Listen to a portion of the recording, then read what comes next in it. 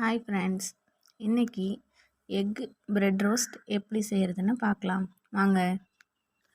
அதுக்கு ஒரு 6 முட்டை எடுத்து வச்சுருக்கோம்.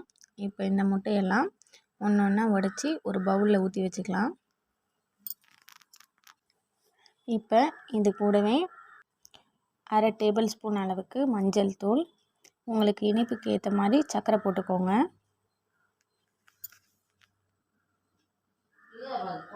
இப்போ இது கூடவே காய்ச்சி வச்ச பால் ஒரு அரை கிளாஸ் அளவுக்கு ஊற்றிக்கலாம். அடுத்தது இது கூட கொஞ்சமாக உப்பு சேர்த்துக்கலாம். இப்போ இது எல்லாத்தையும் சேர்த்து நல்லா மிக்ஸ் பண்ணி விட்டுக்கோங்க.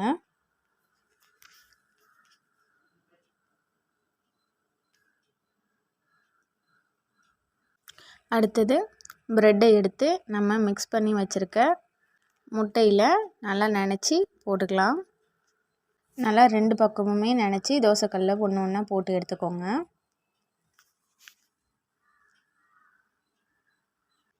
அவ்வளோதான், ரொம்பவே ஈஸியாக எக் பிரெட் ரோஸ்ட்டு ரெடி ஆகிடுச்சு. நீங்களும் உங்கள் வீட்டில் ட்ரை பண்ணி பாருங்கள்.